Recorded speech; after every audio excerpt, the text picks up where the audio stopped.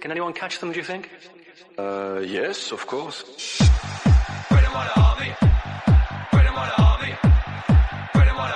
Yeah, unbelievable. We didn't expect that. Our first goal is really to put someone in the first team and to create the identification with our fan base. That's really important.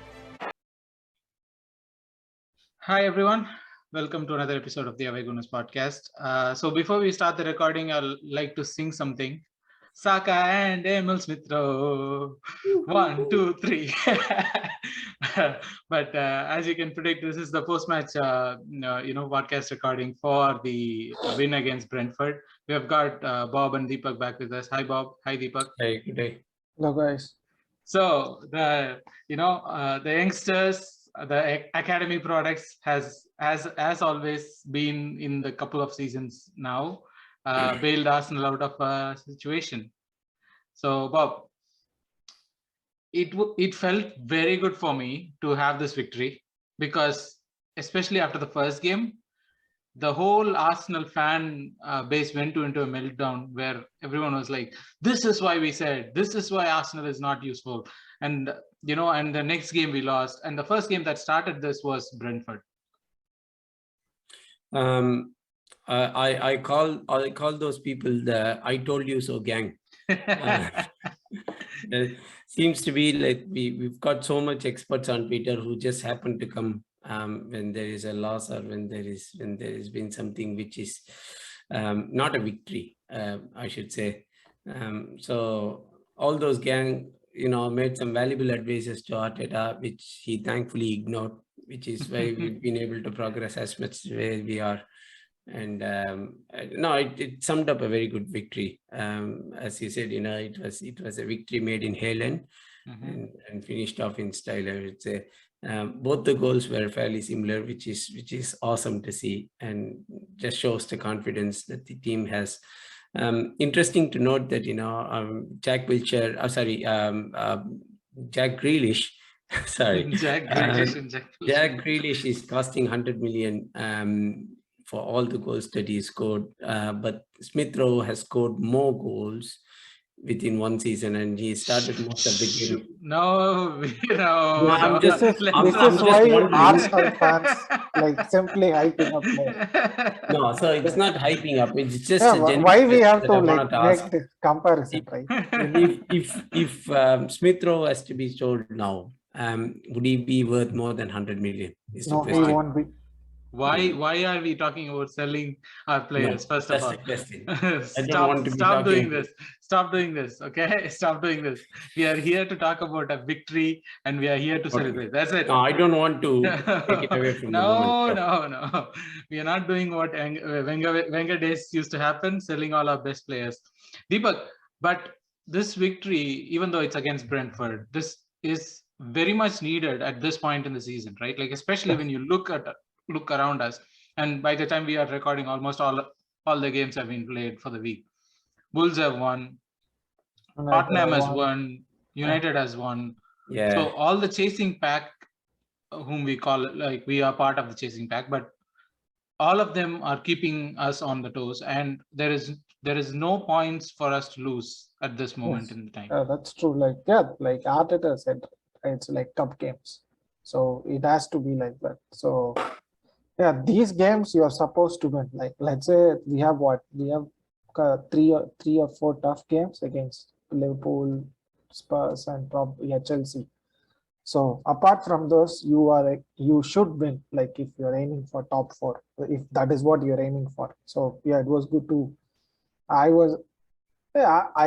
knew we would win.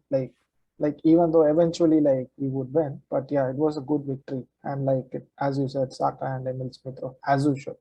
It was good to see.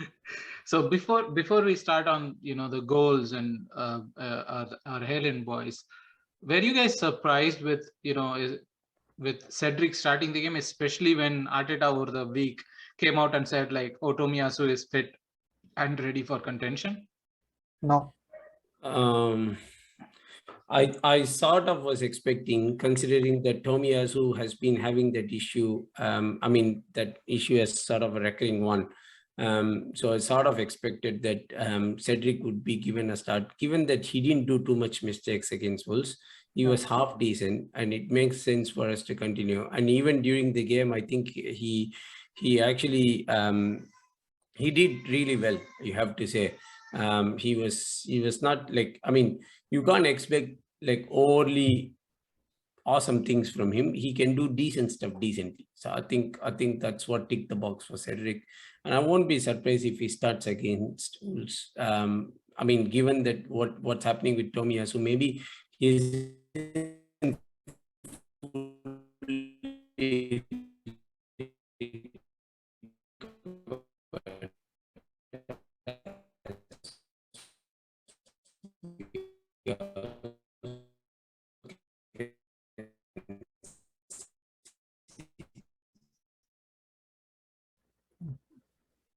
yeah. Okay.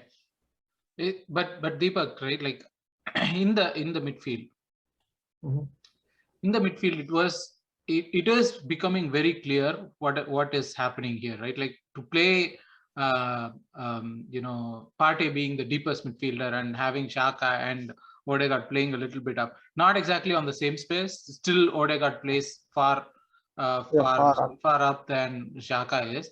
It's kind of becoming like an interesting, take on the midfield positions.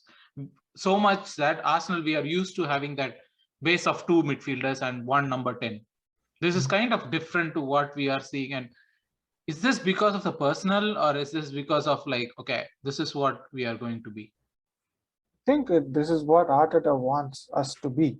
Like one guy who sits in the back and dictates the play completely, which is going to be Partey.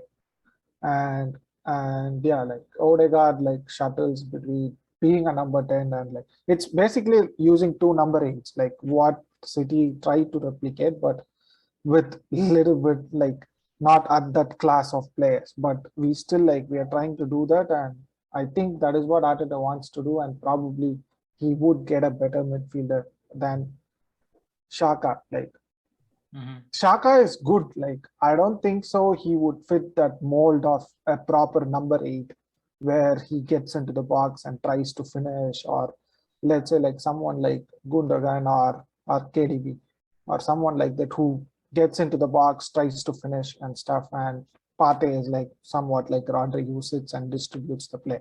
So probably Arteta wants to do that, and he might be looking at other options like better than Xhaka. Definitely we should find someone. Like we cannot just again go into the next season with just Xhaka and Partey. But the interesting thing right there, like I'll hold on to you for the midfield, right? Because the interesting thing right there is we had one more substitution to make at the end of the game, which we didn't take.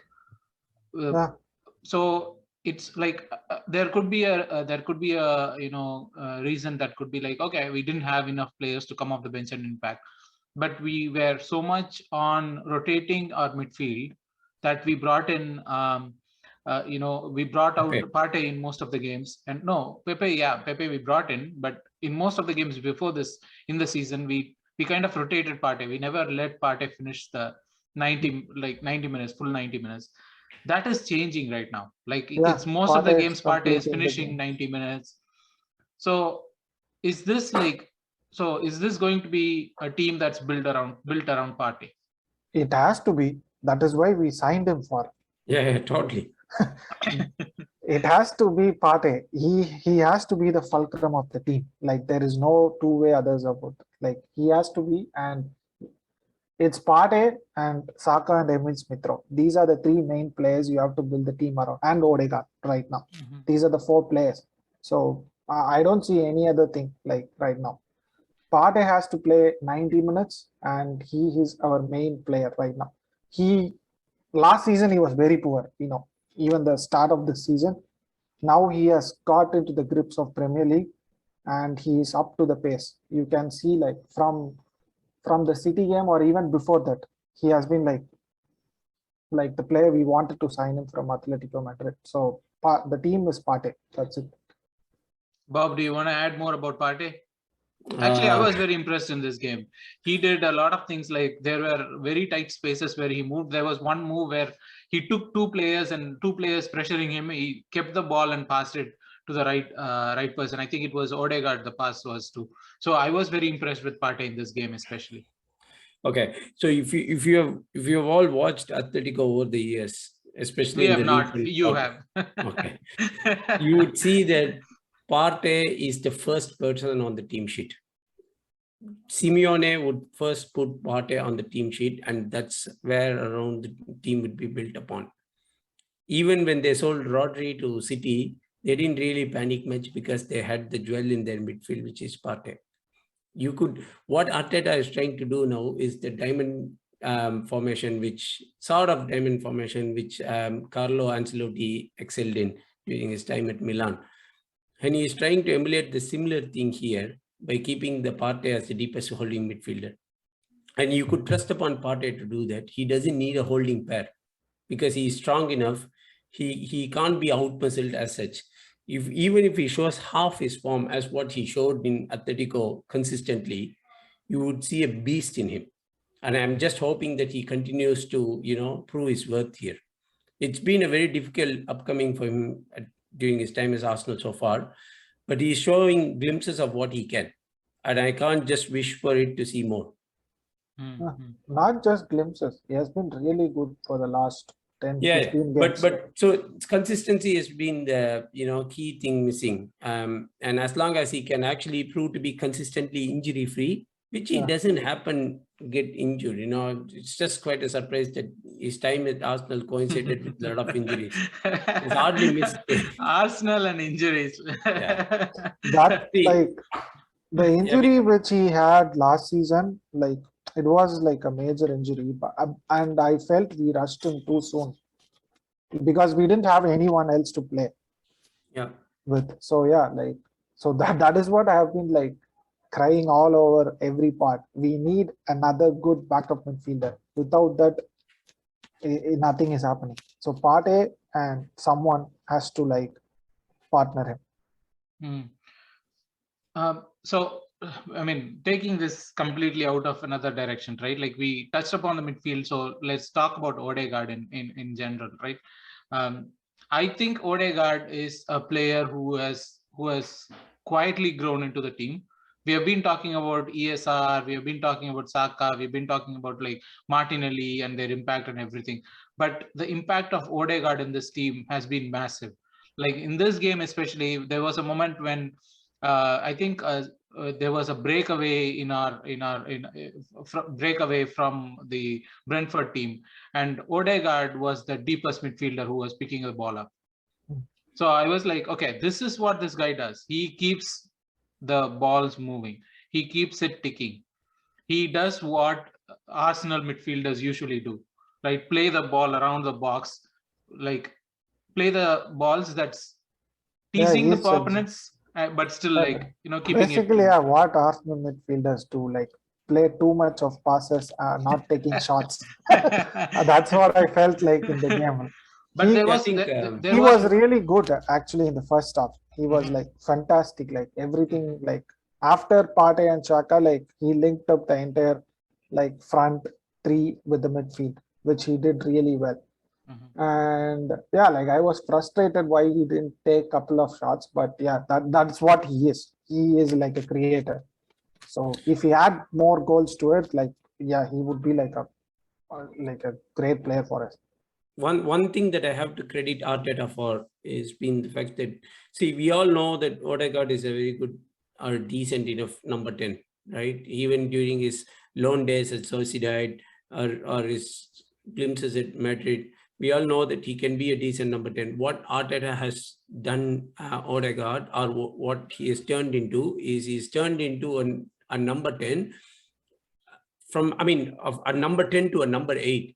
So he's more of a chance creator. He's showing his deep midfield abilities as he showed. And then did you guys notice the dummy that he did, which actually paved way for Saka to break in. So those are the things that we are actually seeing more of in Odegaard. And that loan was actually a stellar game changer in our favor. He showed glimpses of what he can. And Arteta just patiently waited, even with all those midfielders linked in the market during the last transfer window. He knew that once Odegaard would be made available by Madrid, he would just pounce on him because he would be perfectly fitting into the system, as we all can see. And he's been able to, showcase what the manager has got the belief in.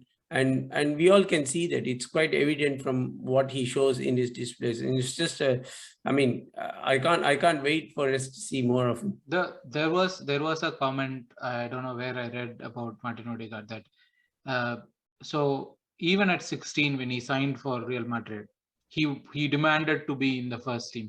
He demanded to be in the first team training, to be given a chance and everything. And that he feels that he is a Champions League level player, and that is what we want. As a team, we want players who are ready to play Champions League. Because if we are talking about finishing in top 4, we are not just talking about going into Champions League. Oh yeah, that's it, done. Top 4, we are good. That's not what we are looking for as fans, as Arsenal, right? We want to go in, we want to play in Champions League, we want to wreck some things, right? Like that's what I want to do. And Odegaard is one such player who can do that, which we have only certain players who are like that in our team, who are ready to play Champions League like now. And Odegaard, I feel, is one of them. Yes.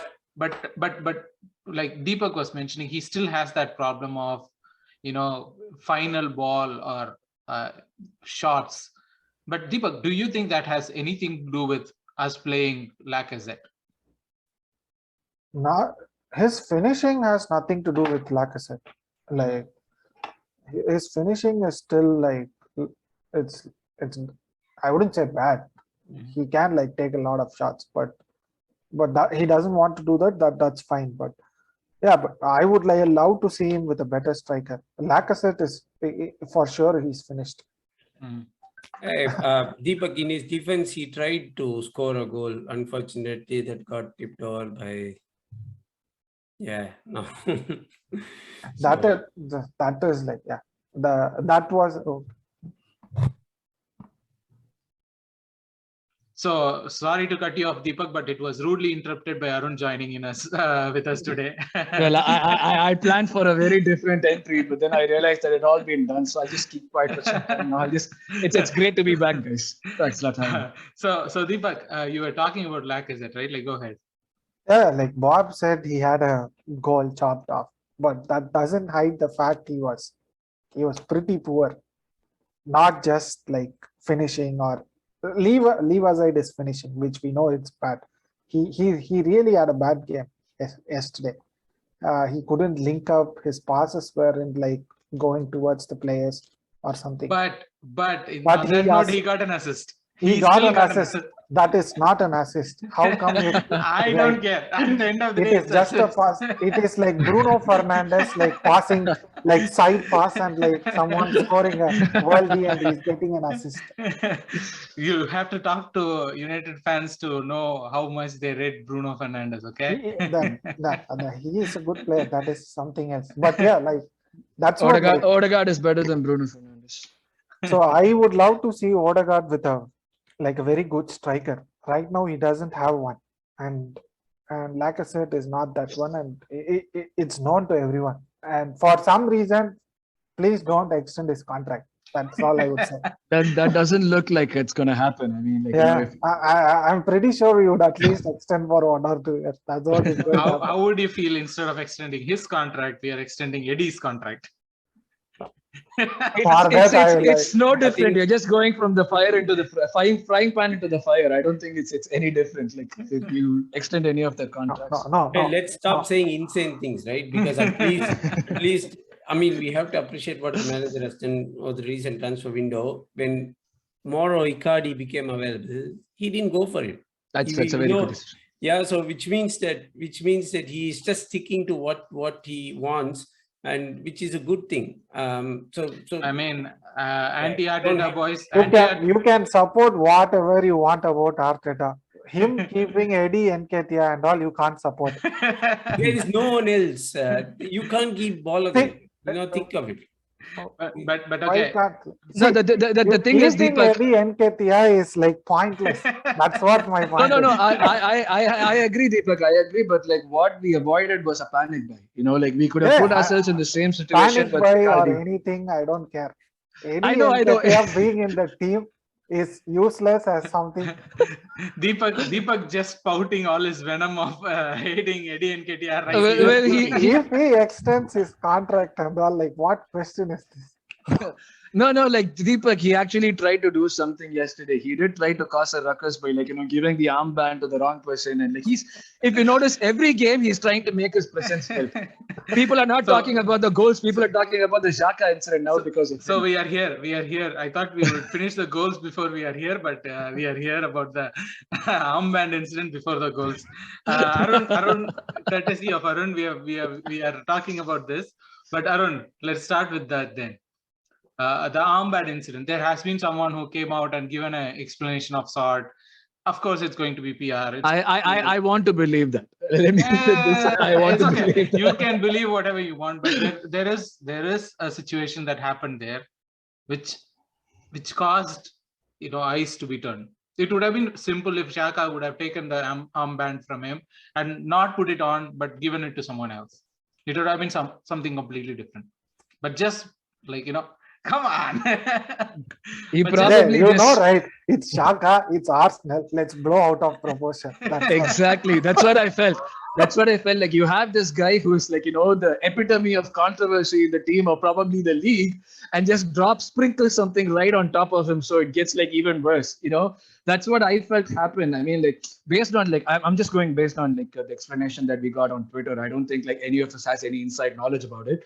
So just based on the explanation on Twitter, it just seems it was a simple thing of Eddie not giving the armband to the right person. It wasn't like Xhaka was really refusing or shying away from response. I don't know why he would, because he's already been a captain earlier this season as well, in spite of all the armband incident that happened before. So from that to again change to something else, given how the talks about the team being harmonious that we are hearing about and everyone fighting for each other, I do not think there's anything cynical in what happened. That's why I'm saying I want to believe that, because of all the news that whether it's PR or not, the team seems to be one big happy family, and Xhaka seems to be the center part of it. So given all that, I do not want to believe that it could be something else. I just want to believe that it was just a case of confusion, and I want to put the blame on Eddie. I don't think anyone will have a problem if I do that. I mean, the manager knows. We could hear about it possibly in episode 27 of All or Nothing next year. So yeah, that's what I think. The I manager don't understand. I'll just finish. I think the manager knows who the next captain is, and I'm pretty sure he would have told Eddie who the next captain, who he has to pass the armband to, or even if he didn't know, with all the team meetings, I'm pretty sure even if it was some corner of the dressing room, he could have heard that KT is probably the next captain. So given all that, I put the blame solely on Eddie for all the confusion. Like I said, he's making his presence felt in every game like this, doing something that catches our eye and makes us keep talking about him for some time. Okay, so let's put that armband incident into a box and leave it somewhere else for yes, let's not worry about it. Let's revisit it when the All or Nothing comes out. But before that, right? Let's talk about the goals, Bob. We were struggling pretty hard to create chances. I mean, we were creating chances, but nothing was sticking. There were not a lot of shots. I mean, there were a lot of shots. 16 shots. Yeah, we didn't hit the target. Yeah, but nothing was on target. We were just all it. We didn't look threatening enough. Yeah, that's true. We created a lot. We looked in control, but we didn't look threatening enough. And then there is this moment where Emil Smith-Rowe decides, I'll take a run, I'll take the shot. And it's a very, very, very beautiful shot. Oh yeah, totally. Before Bob, I'll let you talk about the goal, but if I may add just one small question to that, we spoke about the frustration and nothing was sticking. Did you guys at any point have any doubt about the result? Because we've been in this situation before, where we play fantastic halves, undone by the referees' VARs, and then we end up dropping points, either drawing the game or worse, losing the game with a red card. Actually, sorry. Before any of you respond, what do you think, Arun? What do you think we would have thought? Think Yes, definitely you would have thought this one's not going our way. That's what I thought. I'll be honest. I thought like, shit, this is going to be one of those games again. I had the result as 0-0. Yes. And 20% I had the result as loss. Yeah, with a late goal conceded. I can hear the trauma in your voice after watching all the Arsenal games. For me, for some reason, I was confident like we would win this game. For some reason, I don't know what it was. This is the end of the world. That Deepak is the confident one, positive one of the lot. Really. Seriously, mate. I was having similar thoughts on the Burnley game. We all know how it ended, right? So when we were going 0-0 at halftime, it exactly sounded to me like the Burnley game, where we were sort of dominating. Burnley were very happy to sit back. The only difference being Brentford was sort of open as compared to Burnley. They didn't put 10 men behind the ball. So it was going in a very similar way. We don't have a potent attack who can actually create chances out of nothing, right? These two moments of magic. ESR did that only. Yeah, it was literally out of nothing. Exactly. So that didn't quite happen during the Burnley game. That's what I mean to say. You know, we can't, like with this attack, we have to be just patient enough. It can work out some games. It may not work out in other games. We might have. If you look at the Burnley game, we had like a lot of clear chances, which we missed. But in this game, we didn't do anything. Like in the first half. But we did have clear chances. Like, not like shoot. Burnley game. Burnley game, we missed a lot of chances. Like I said, missed. Yeah, I mean, even in this game, right? That spelled like a doom to me. Like in this game, it was like, okay, we didn't create anything. We would try again. That's what I felt. For me, the Odegaard miss was like where he shot, kind of had a very tame shot. That is when I went like, oh shit, this is not working. This is not sticking for us. But Bob, I'll stick with you for the ESR goal, right? This is because ESR, before the start of the season, he was given number 10. And all of us went like, oh shit, number 10. That's a big step right now. And then Arteta came out and said he wanted Smith Rowe to add goals. He wanted to add goals. That's what was the statement that was made officially.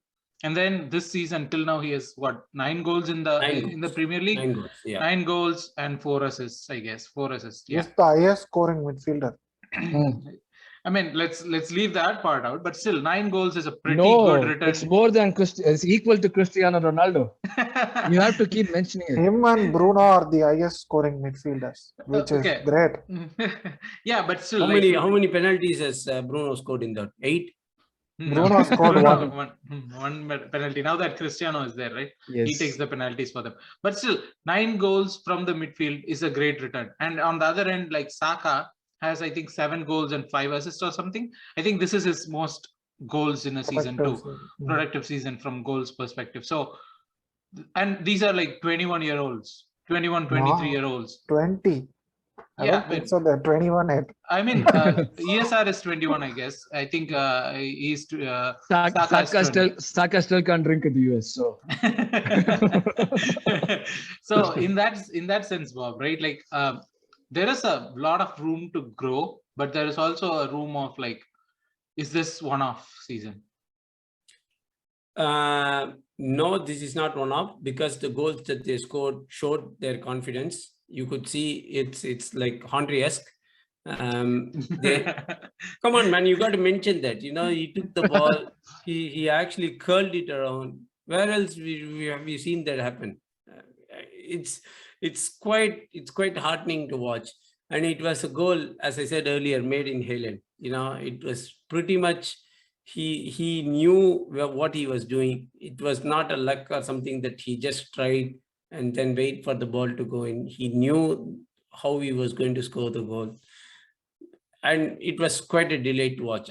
That's as much as what I've been able to express, you know. It was quite I was just jumping up and down, you know, when he scored the goal. So it's not, I mean, it's something which you would see more often. That's again something that I can see straight away. It's not the first time that he scored this way, and it's not going to be again the last. We may be even seeing more. And what's amazing is the fact that this kid has been on the bench most of the times. He's been given the number 10. He knows he's sort of the future for this team.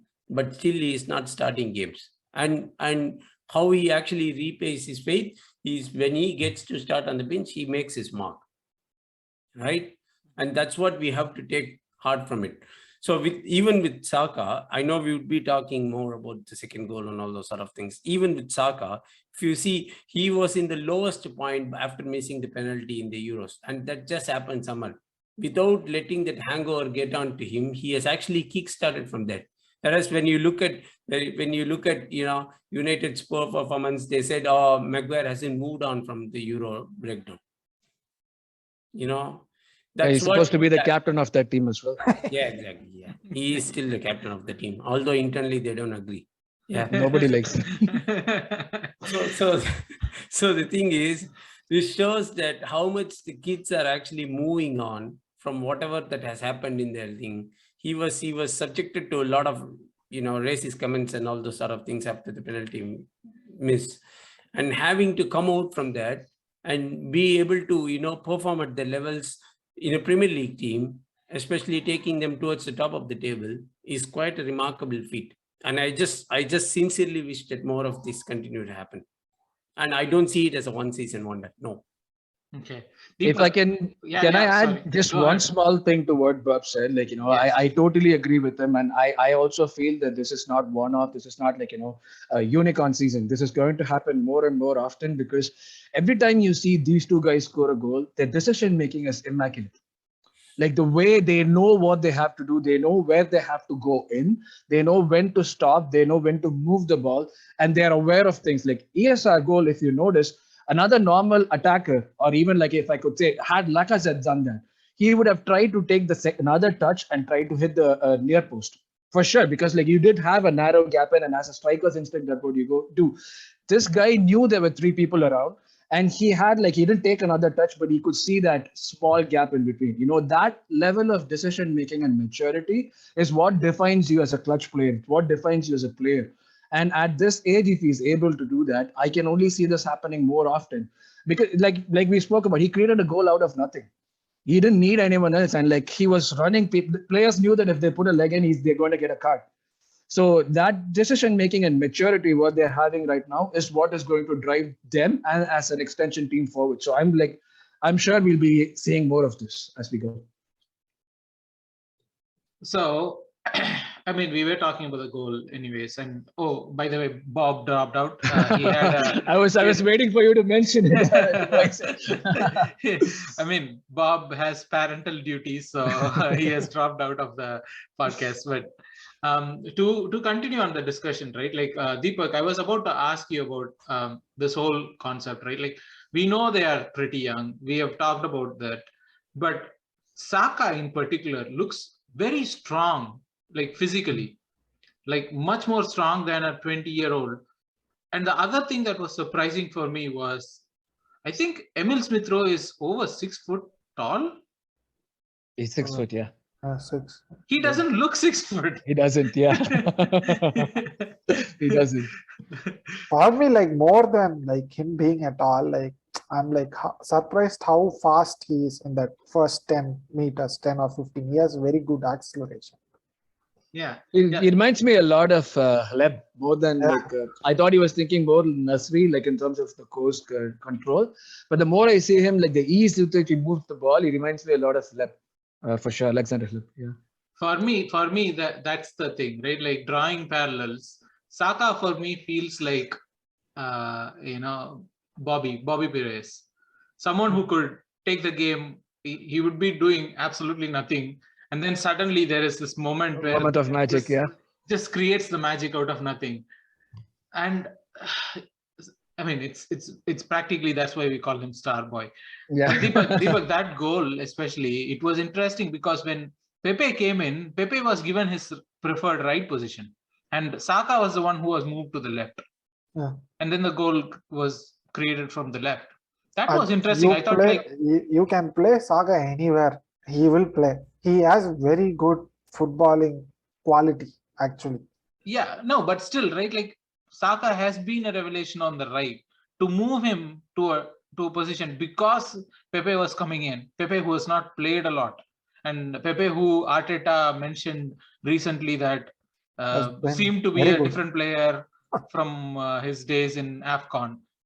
So all this together, what does that move in general mean?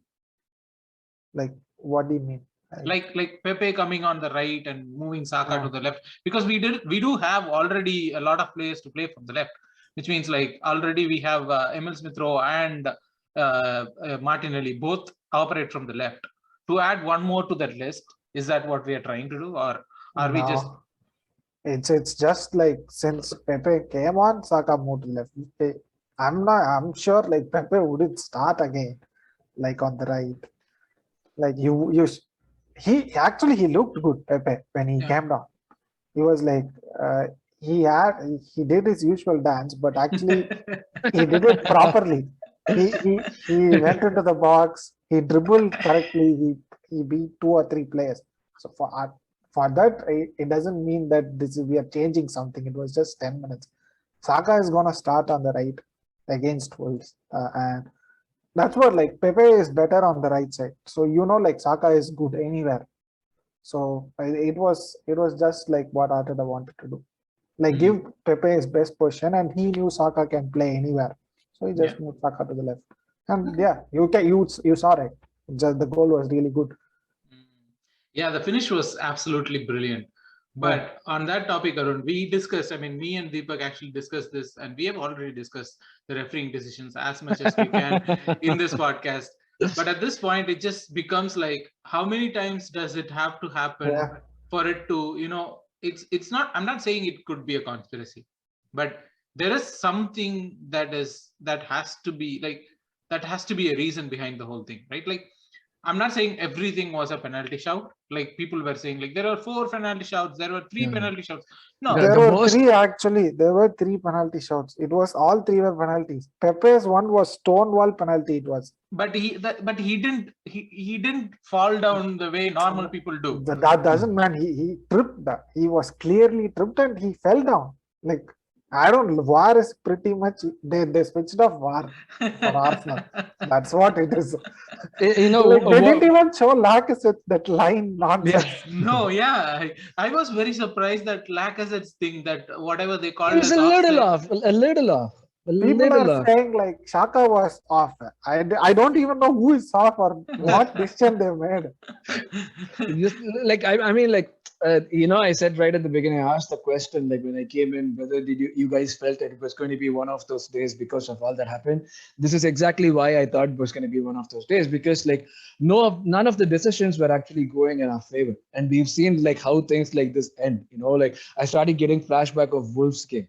That's how it felt. So I was thinking it was going to be that sort of a game again. I think I saw somewhere in Twitter, we set up for a 5-0 and ended up winning 2-1. Like we should have had more goals. We should have done more. The one thing that bothered me the most was the handball decision, because I saw the City Spurs game right after. It was literally the same thing.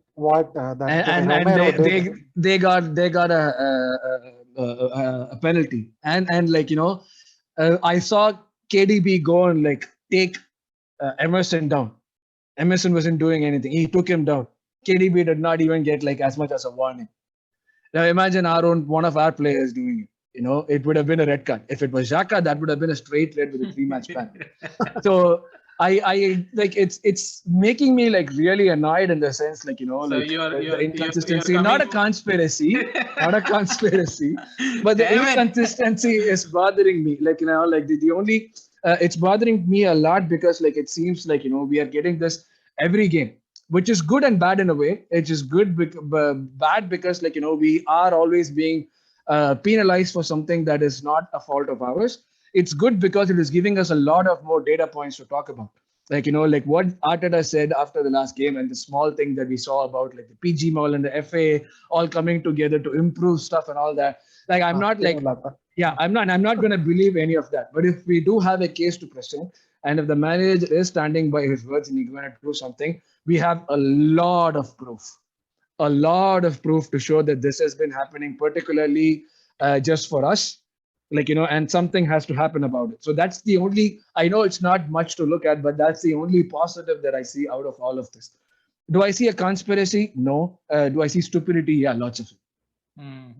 If you like saw the City game, like Rodri did 3-4, Yeah, almost Rodri was like 5 yellow cards he could have got. he was a If thug. it was Saka, he would have got 2 He was reds, being 3 reds. yeah, he was being a complete thug. That's where I feel that this stupidity and inconsistency is troubling us, and it's making us think in ways that we don't want to, like conspiracy and stuff. I still stand by For whatever I sure. say. Like whatever conspiracy or like nonsense, that John Moss, that fat fuck, doesn't deserve to be a referee. No, that's the thing. Like if John Moss had refereed the City Spurs game, he would have given like the penalty. Like same thing. If Anthony Taylor had refereed our game instead of the City game, he would have done the same thing that John Moss did. Yeah. Like this inconsistency is like baffling. That is why I'm saying all these referees are getting together in one of the bars, underground I thought scene, that and Michael Oliver was a decent referee and he screwed us over with that 2 yellow cards. exactly. That's why I'm saying, right? Like everyone is getting together in an underground basement, with drinks in and talking about how they could screw Arsenal over. You guys can talk all you want, but I'm sticking by my conspiracy.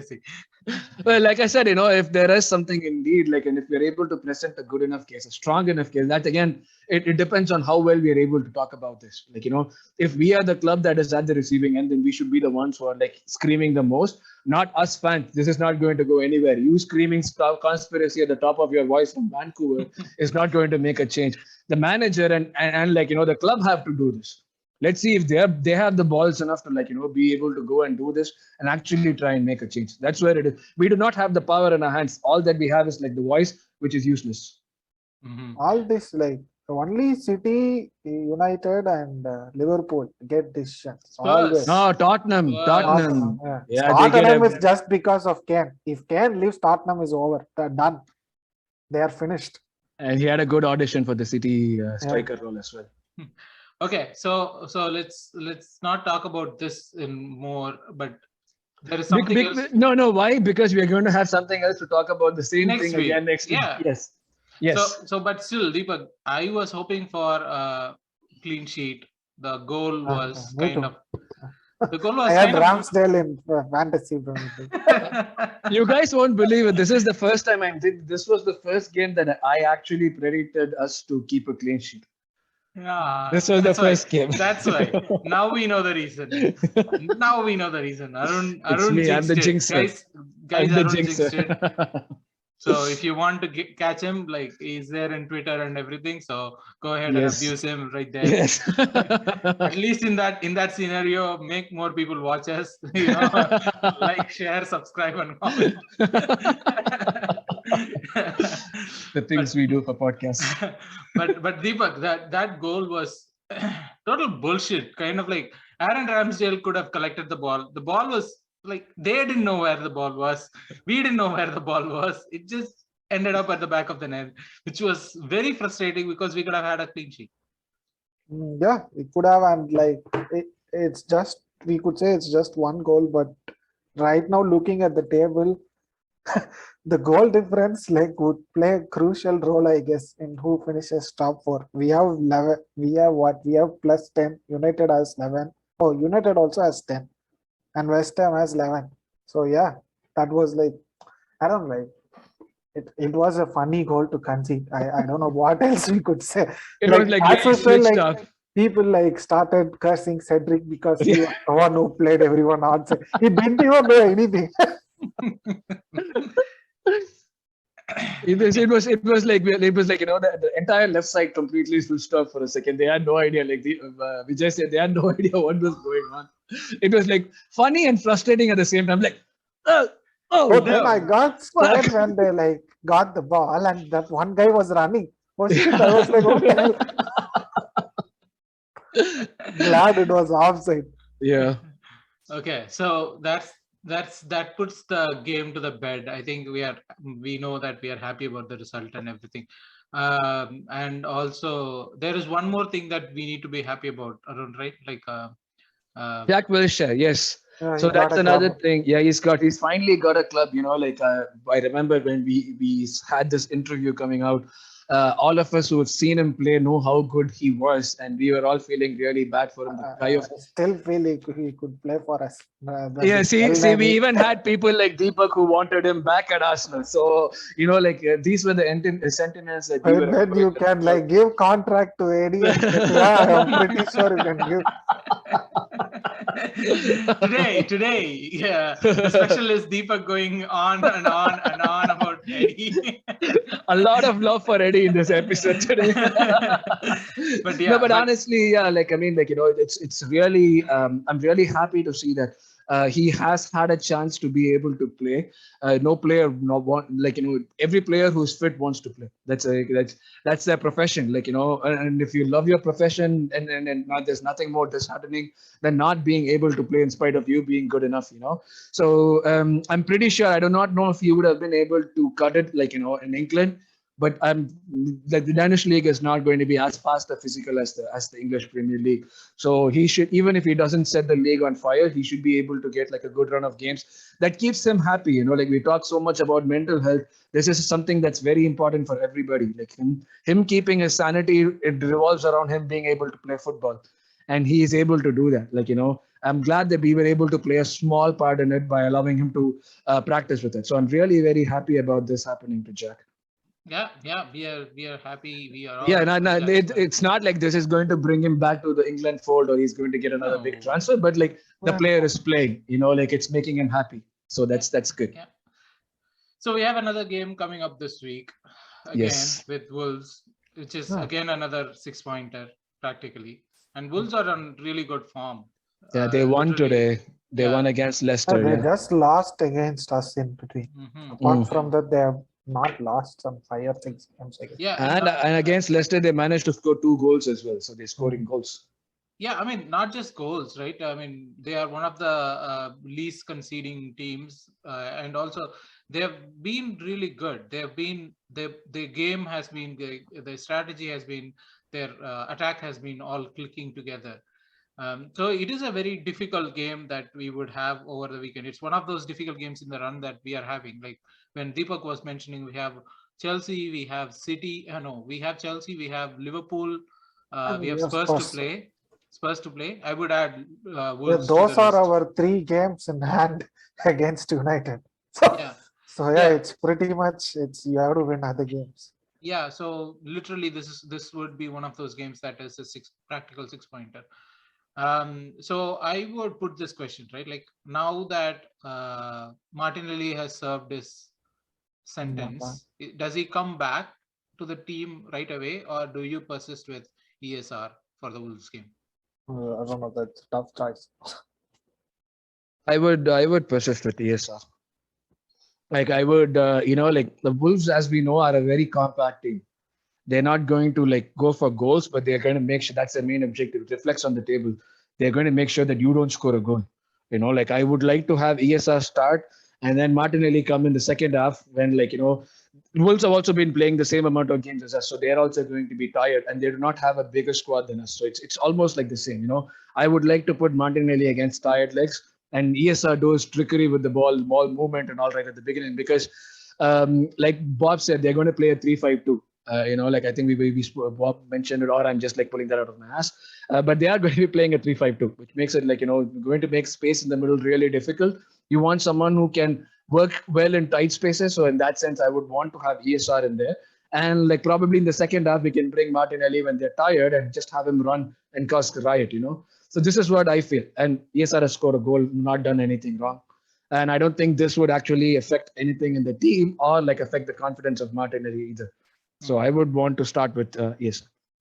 Deepak, would you go with ESR or would you go with Martinelli? I would be happy if anyone starts. I don't have a preference. It's good, isn't it, to say an answer like this? How long have you been waiting to say an answer? I'd be happy with anyone starting because all of them are good and all of them are doing well.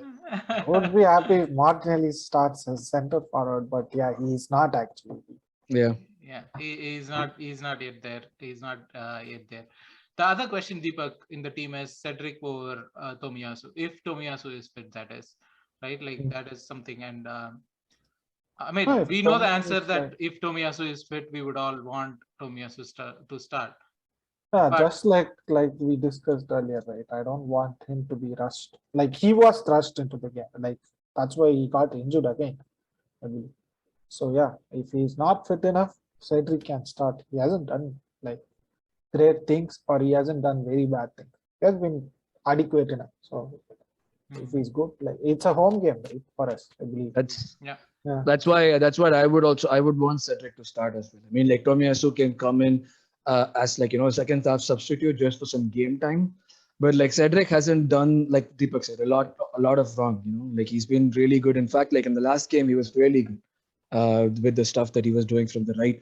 We were attacking from the right. So yeah, for me also Cedric would start. And given it's the Emirates, I think like the way we are going to beat Wolves is by stretching the pitch. And we are our wingers and wing backs need to be like, at their best.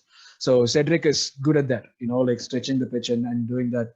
So I think, yeah, I don't see why not Cedric. I would go with him. The last question I have in this before the prediction is, are you guys looking for someone that's going to get a red card again? Oh, Yeah. I would. Red card is equal to Saka. That's it. LHS equal to RHS. That's all. That's all it is. If it is getting red card, it would be either Saka or like after Saka, I would just see it would be Gabriel. I don't see anyone else. Party. Partey is, yeah, that was like that is one of, right? But these guys are the ones who, yeah, Saka, it's like it's a given. I'm actually still surprised we came out without a card from the last game. So, like it's not that we had to have like terrible fouls to be able to get cards, but knowing the reputation that we have and knowing how, like the refs are trigger happy to give us like a card every single time, I was actually very surprised. So we are due one. I'm sure we'll get like one of our players is going to get one. But They don't have to do anything stupid. They'll get a card. Okay, all jokes aside though, let's go for the predictions.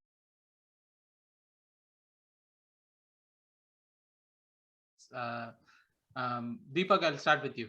What's the prediction? 1-0. 1-0 to the Arsenal. Nice. Arun, 2-1 to Arsenal. anyone going to predict any scorers?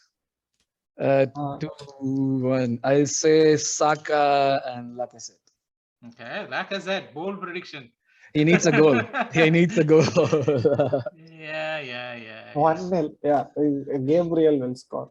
Gabriel. That seems more plausible. Given we're playing Wolves, that seems more plausible.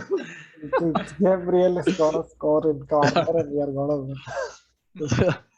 I'm going for a 2-0 victory against Wolves. I don't have scorers in my mind, but one of it is going to be a set piece routine. That is what I know. Either that is going to be a corner or whatever. But yeah, hopefully we win. And Arun, do you want to end the pod with your song again? Well, Saka and Emil Smith. Oh, I like it. And on that note, guys, thank you so much for joining in. And do like, share, and subscribe, and comment in what your predictions for the upcoming game and predictions for the rest of the season. Bye. Thank you. Bye. Bye.